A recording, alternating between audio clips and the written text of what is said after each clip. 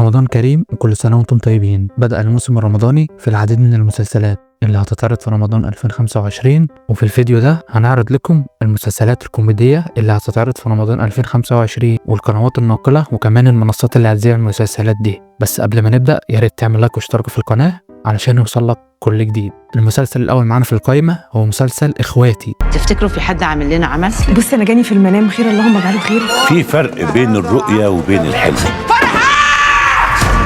عارفه الدنيا دي عامله زي ايه بالظبط؟ زي ايه؟ المرأة اللي عهوب. والله الواحد بيخاف يحضر معاك مناسبة. اشمعنى؟ بتغطي علينا بشياكتك دي يا عبدي. ما يجيبوش طرق. ناهد احلام سهى ونجلة جوه.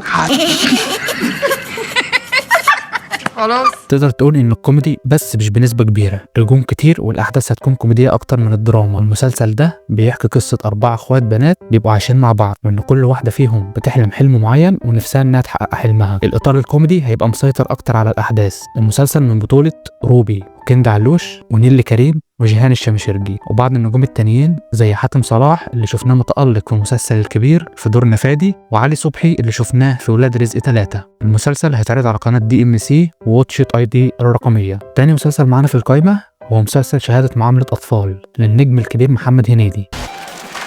كلامي جوه باين بقاله 20 سنة. مامي الحقي، بابي فاق من الغيبوبة.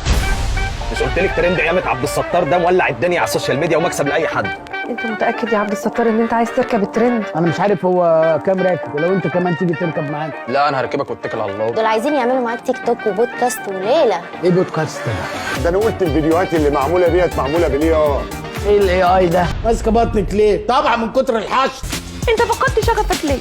وشغفي ما حصل 3600 شهاده معامله اطفال. وده بيحكي عن شخصية عبد الستار المحامي اللي بيكون قاعد في غيبوبة بقاله 20 سنة، وإنه كان في زمن قبل كده وإنه حصلت له حاجة قعد في غيبوبة لمدة 20 سنة، لدرجة إنه مش عارف إيه اللي بيحصل حواليه لما فاق من الغيبوبة، وإنه قعد 20 سنة في الغيبوبة ده خلاه مشهور جدا والناس عايزة تعمل معاه لقاءات. المسلسل هيدور في إطار كوميدي ومن بطولة محمد هنيدي، نهى عابدين، صبري فواز، محمود حافظ وعلاء مرسي. المسلسل هيتعرض على قنوات DMC CBC ومنصة واتش. تالت مسلسل معانا في القائمة مسلسل نص الشعب اسمه محمد.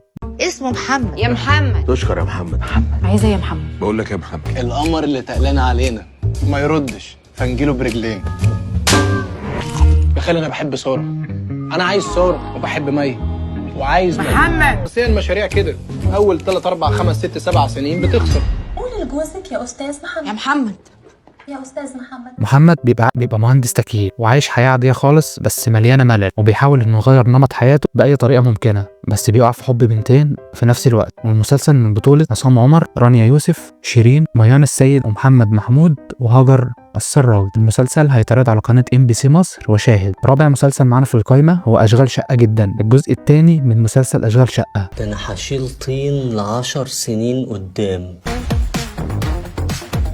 المصريين دلوقتي بيدخلوا ولادهم اما امريكان اما بريتش اما دويتش. اما تسكتي لو سمحتي. لما كنت عايزة تتجوزي دكتور حمدي كان في حد معارض الجوازة؟ مامته. دي بقى محتاجة رقوة علشان تبعد عنك عنها الوحشة والعكوسات دي كلها. دكتور محمد عبد المنعم، دكتوراه في المحار ثنائي الاصداف. يا دكتور بالله عليك نزلني وسيبك من الراجل الاهبل ده.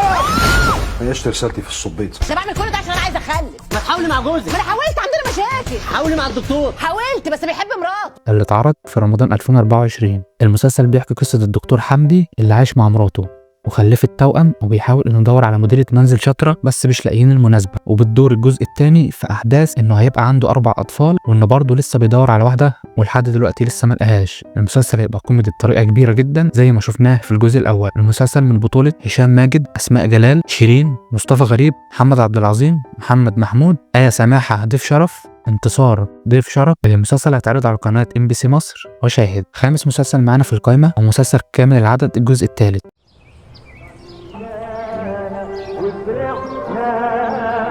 الله بنت العيلة. تمام. هو ايه اللي تمام؟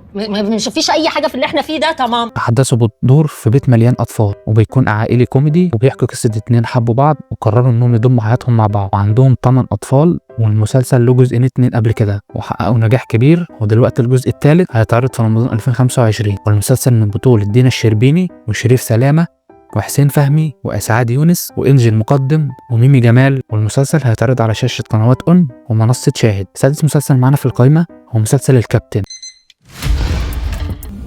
نتمنى لكم رحلة سعيدة. سامع انت بتعرج ليه؟ انت قايم من الغيبوبه. الحمد لله على السلامه يا كابتن حسام. مفيش حد في الاوضه دي كلها غيري انا وانت. انتوا بتوع الزار اللي مش قد المسؤوليه دي يرفع ايده. ده وقت حمام يا كابتن. دخلنا في ديلما عشان نعرف نخرج منها. بناكل في عربيه كبده اسمها ملك الشاورما. انا عايز كشك. انا مش هعرف اقعد رانيا غير في فيلا ستاند الون 800 متر. ولسه اندلون يا ما تخليكوا عايشين في مصر. بيحكي قصة طيار أخطأ في إسقاط الطيارة وهو الوحيد اللي طلع عايش من الحادثة، وبيتفاجئ بعدها إن أرواح الركاب اللي كانت معاه بتظهر له في حياته من جديد. والمسلسل من بطولة أكرم حسني وآية سماحة وسوسن بدر ومحمد رضوان ورحمة أحمد وسامي مغاوري. والمسلسل هيتعرض على قناة DMC واتش. سابع مسلسل معانا في القائمة مسلسل عقبال عندكم. افتح عينيك يا سيدة السطح.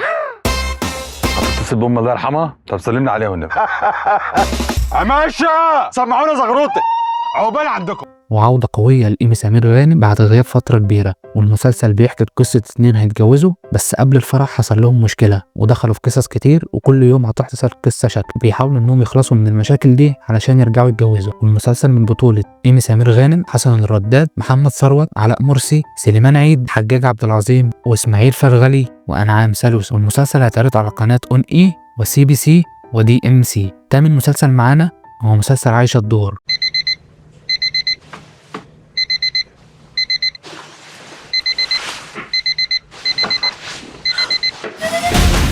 يا عمر كارما يلا قومي حبيبتي عشان متاخرين. يلا يا كارما. انت لسه ما قمتيش؟ يا رب.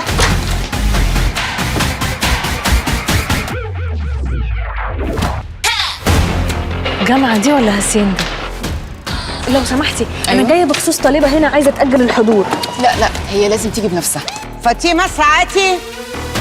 فاطمه ساعاتي. انا فاطمه السعادة. قشطة عليك. قشطة عليك. ودي اتلغت. ياي مان. اتلغت برضه. احلف. احلف اتلغت.